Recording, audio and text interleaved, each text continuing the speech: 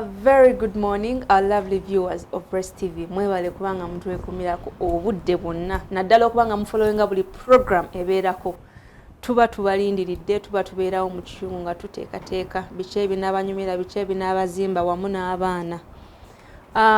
Nayongera okubajjukiza okwekuuma ekirwadde kya Ebola mwali ne mu Kampala yayingidde, so try as much as you can to keep safe wherever you are. Be conscious on everything. Pay attention to the nitty-gritties. Tukomyewo ne program yaffe y'amateeka. Tuzze twogere ku nsonga ezo ze twebuuza ne tugamba oba kino bwe nkikola kimanye mateeka.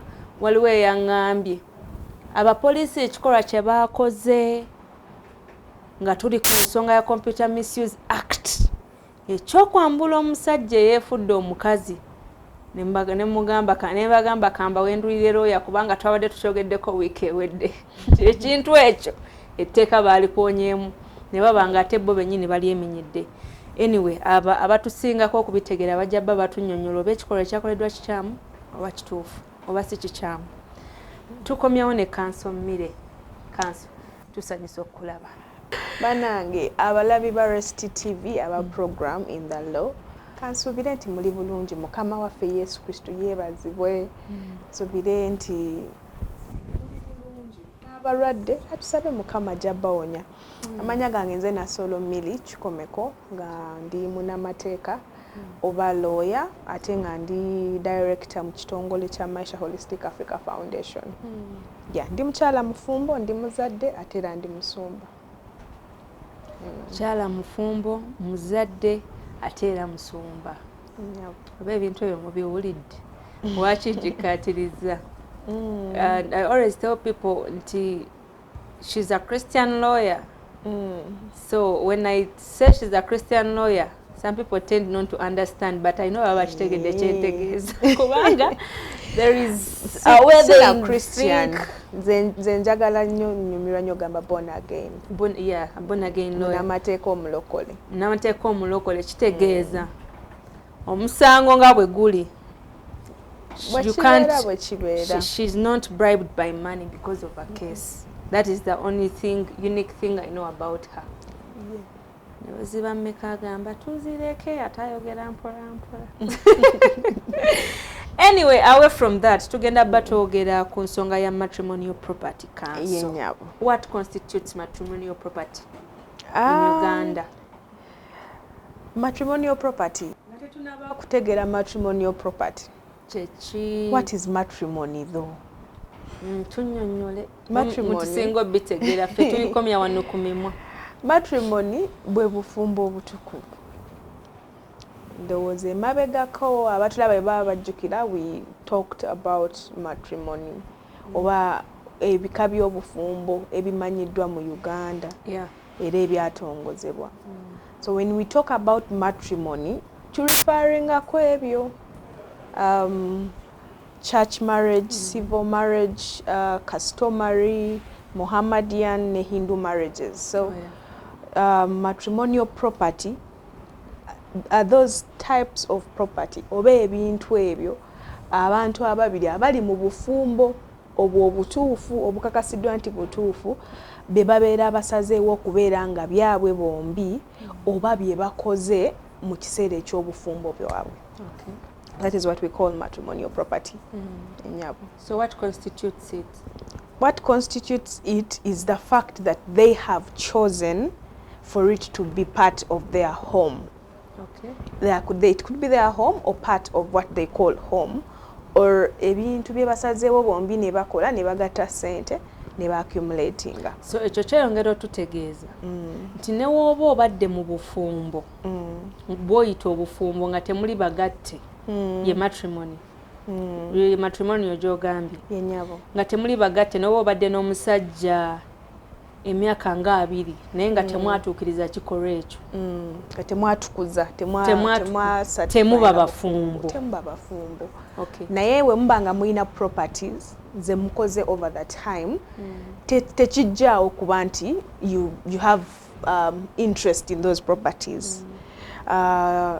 Amateeka ga Uganda gagamba nti buli omu alina right owning a property. Constitution ya Uganda article 26. Sinzitera nnyo kwagala okusoma amateeka bikyakalanya abawuliriza njagala nnyo okunyonyola ekintu omuntu nakitegeera naye akawaayiro ako kagamba nti buli muntu yenna mu Uganda oba omunnauganda alina right oba alina eddembe okubeera n'ebintu nga bibye yekka ng'omuntu oba nga owuninga n'omuntu omuki omulala. So meaning newe mbanga mubadde mu livinga ng'abafumbo okumala ebbanga wadde nga temuli bafumbo wabanga waliwo ebintu bye mwakola babiri ne muaccumulating oba ne mugatta ssente oba ne muteekako n'omulala n'ateekako contribution wadde nga teli monetary at the end of the day ebintu ebyo bibabalibwako ng'ebyammwe mwembi naye tebiqualifying nga matrimonial property. But when we talk about matrimonial property twogera ku legal marriages and the things that accrue from the partnership between these two people involved in the marriage. Kati etteeka oba mu lulimi lwammwe olw'omunnamateeka, what does it say about it? Tetuyina nnyo directly provisions mu mateeka ebyogera ku matrimonial property, but we have decided cases. Like? Of course ng'ogyeko constitution kyegamba about ownership of property and also the rights of women to own property, same as children, to own, someone can own property on behalf of children. Then to in a marriage act which talks about what happens in marriages, and then we also have the divorce act. Na ye yogera ku who takes what at the end of a marriage. So different laws, even the succession act, na ye yogera ku what happens in case of successions, about in case of families, who takes what and what happens when. Then tuna ne land act still nayo eyongera okukatiriza ebikwatagana ku properties naddala mu butaka and who owns what. So indirectly the law amateeka ga Uganda ga providing for matrimonial properties, but in different segments and section. However, waliwo omusango ogwa Rabinumi versus Rabinumi, very common case. Naye lwakuba nti eri common era muffe. Yes, naye bano abantu abayinza obbanga tebakitegeera. Tebasobola gitegeera kyova niwala nnyo byogerako ennyo. Babireeta confusion ate nga tajja bitegeera. Naye omusango ogwo defining a matrimonial property. Ne bagamba nti byebintu ebikoleddwa abantu ababiri abagattibwa mu bufumbo obutukuvu oba n'ebyo bye basazeewo okutuuma nti byabwe bombi. Now kati kino kituleeta ku definition ya oba ebika bya properties. What are the different types of property? Waliwo kye tuyita personal properties. Okay. Ng'omuntu yabifuna even before the marriage happened or before they met with this person. For example, abantu naddala abafumbiriganwa nga already babadde bakola dda.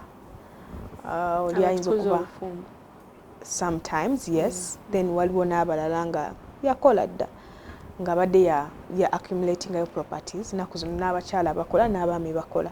Before kyabeeranga ku baami bokka, but these days we have so many young women flaunting property everywhere nga omukyala alina amataka nga asatu before they get married.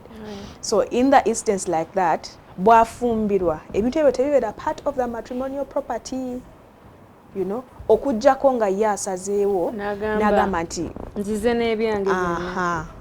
This is also supposed to be part of our matrimonial property. Then wabeerawo ne kye tuyita gifts, ebirabo. Sometimes bino bijja ku mbaga oba nga ebintu nga biri bequeathed ng'oli abifunye out of will, ebyo nabyo bibeera personal, tebibeera part of matrimonial property. It's only on the side of a woman oba n'omusajja. Kubanga nze njogera ku lw'omulabi waffe ayinza obbeeyo ng'ali confused. If abakyala bafumbirwa ew'omwami bw'asangayo ebintu before they are married, tebifuukirawo byabwe bonna. Omwami bw'aba tasazeewo nga tebakikkaanyizaako anti bwe mba nkusanze n'ebintu byo. Marriage does not, being my wife or my husband does not automatically qualify you to be the owner of my property. Because I would think, like any other person, that you, a man, has married me. So what you have belongs to us.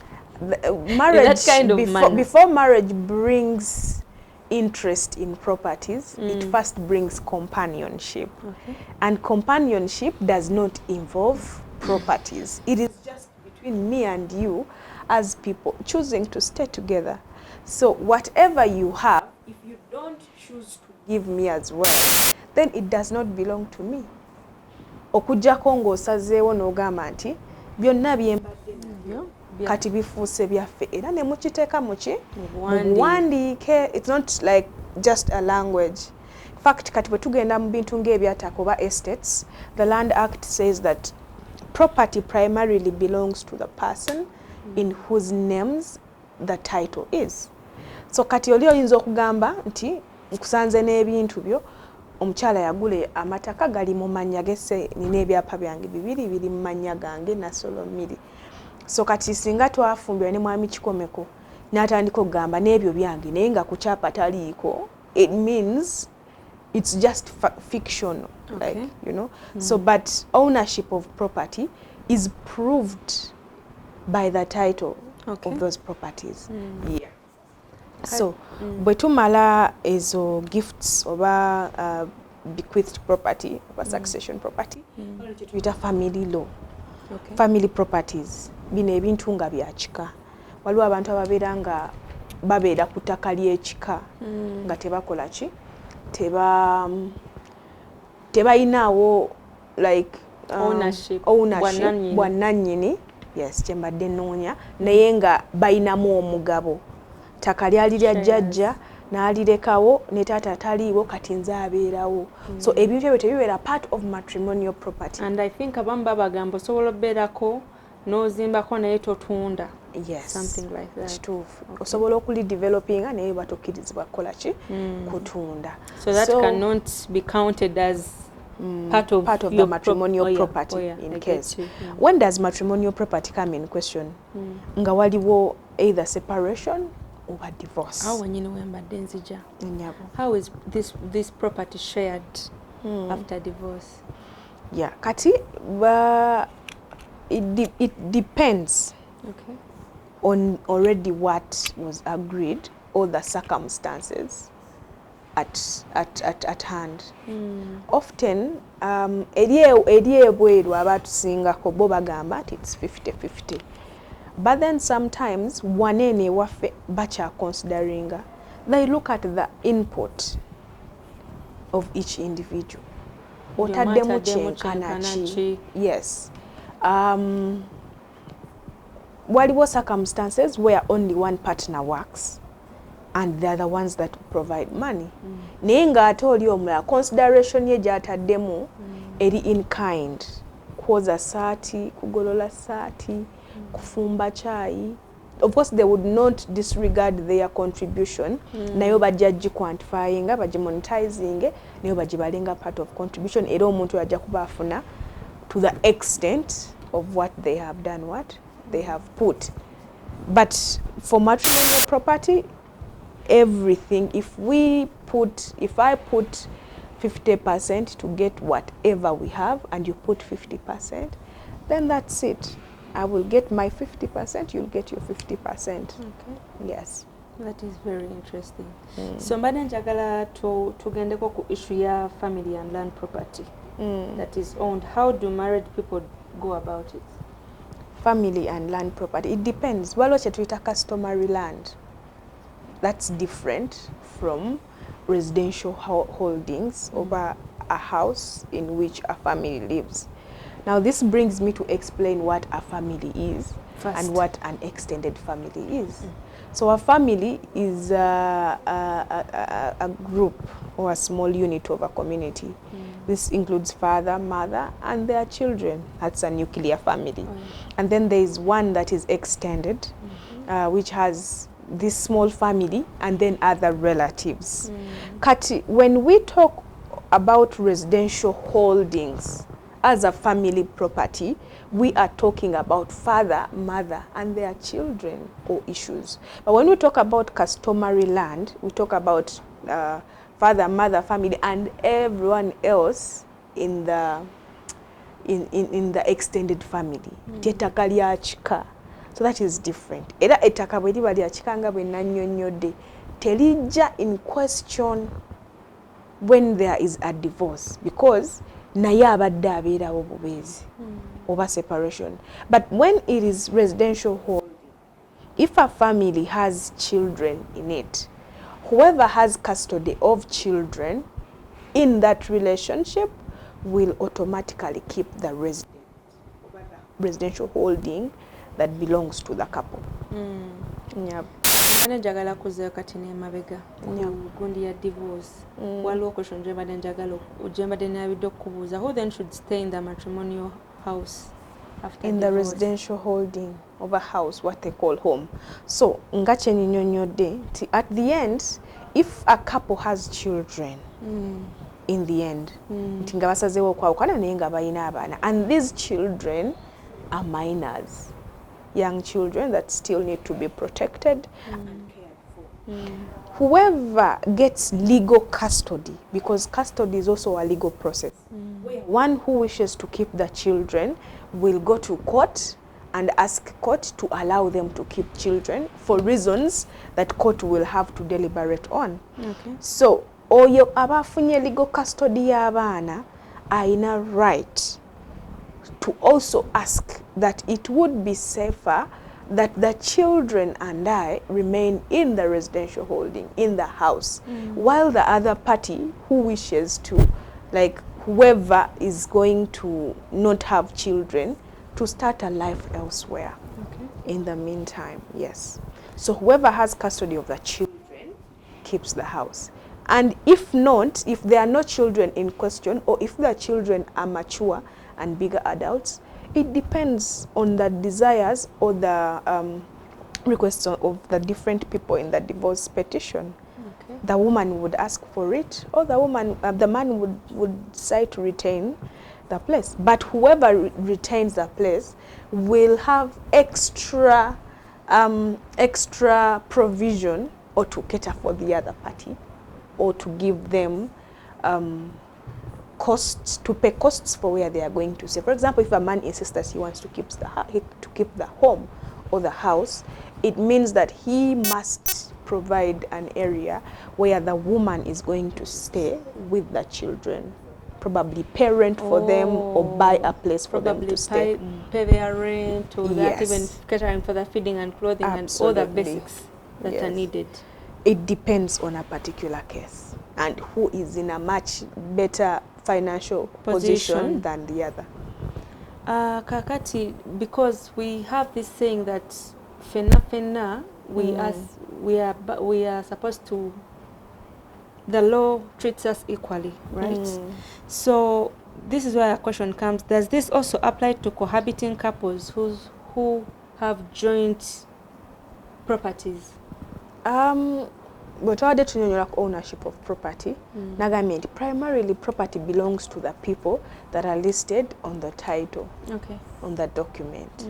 So if we have property in our names, it belongs to the both of us. And if anything happens, because I said a cohabitation is not regarded as a marriage. It can never be a marriage at any instance. So babera baba balanga ba partner, obanga bola baba business partners.